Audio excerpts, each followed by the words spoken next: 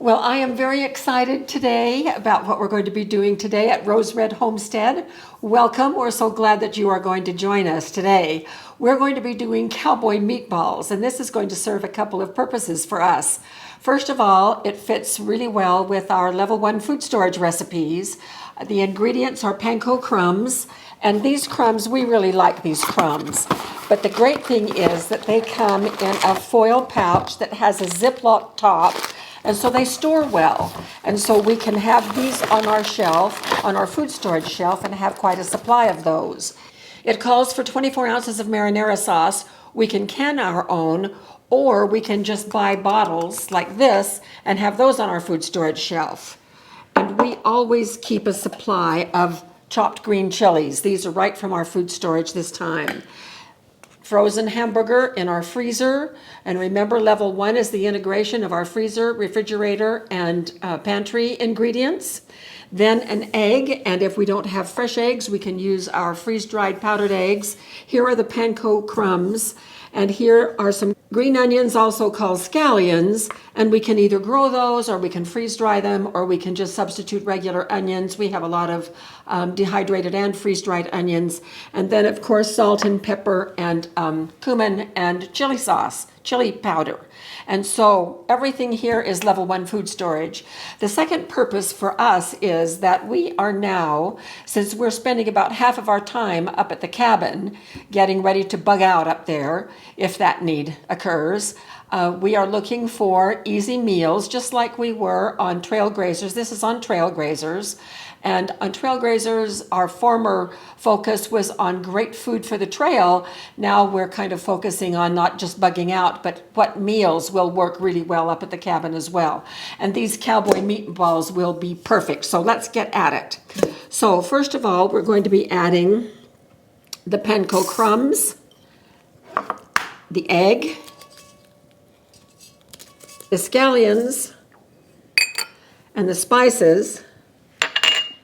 And we're just going to kind of mix those together a little bit to get a jump start on adding the meat here in just a minute. And now comes the meat. Now I have just washed my hands, so there's no problem with me handling the meat. And so I'm just going to kind of crumble it as I put it in here.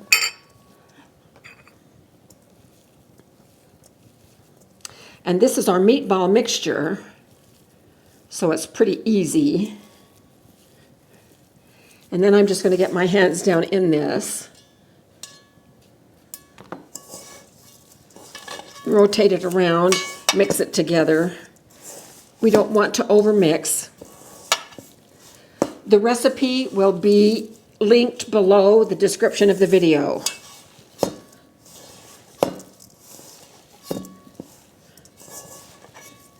Pretty well mixed right now. I'm just going to do it a couple more times.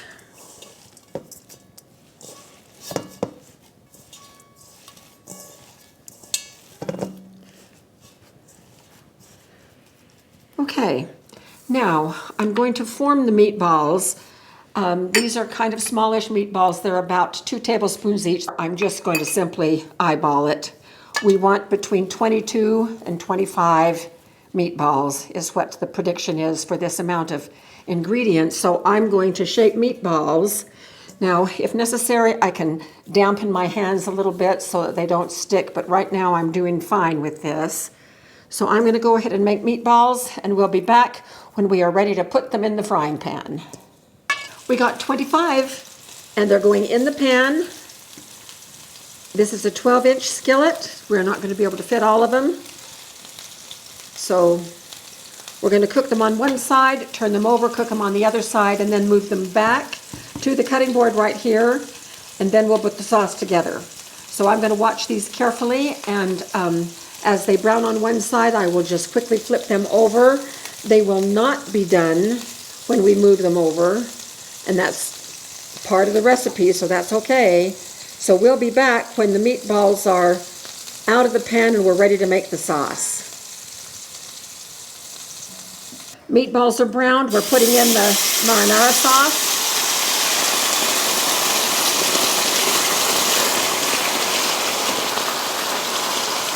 Turning it down.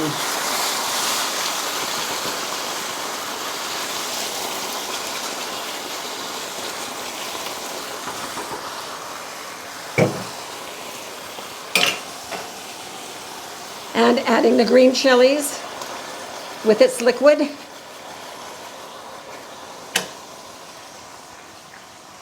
And the other half of the chili powder and the cumin. All right, so now we're going to stir this together. Oh my gosh, this kitchen just smells fantastic. Those meatballs really smelled nice when we were cooking them.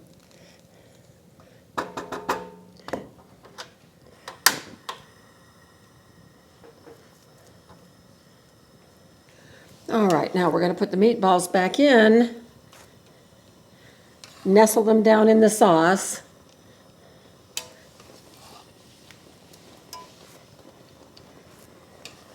It's coming to a simmer.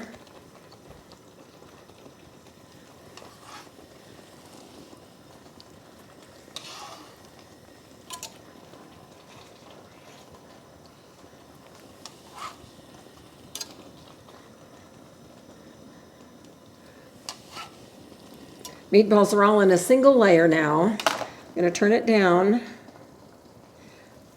And I borrowed my canner lid.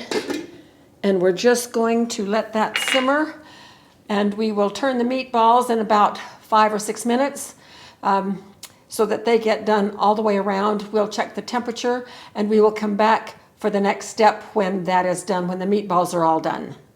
All right, I have just turned this off. The meatballs are up to temperature 165, and now what we're going to do is sprinkle the whole thing with a mixture of cheddar and jack cheese.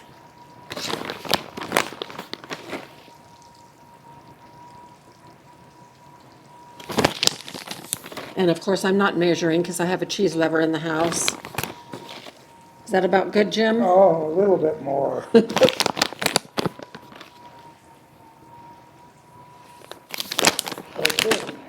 All right, now this is going to go under the broiler. I already have the broiler on. And Jim is going to put it in for me because it's quite heavy. We will come back after the cheese is all melty and we'll show you what it looks like. Well, this is it, and it is gorgeous. So I'm just going to sprinkle some scallions on the top. Does that just look amazing? Looks great. So I'm going to capture one. Oh, easy cheesy. Does that just look great, honey? It looks like dinner. It is dinner. So let's take a quick bite.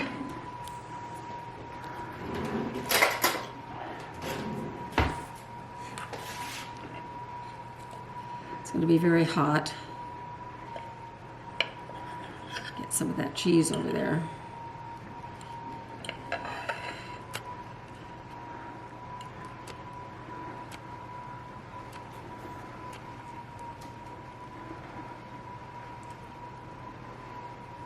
Yippee-ki-yay! Woo!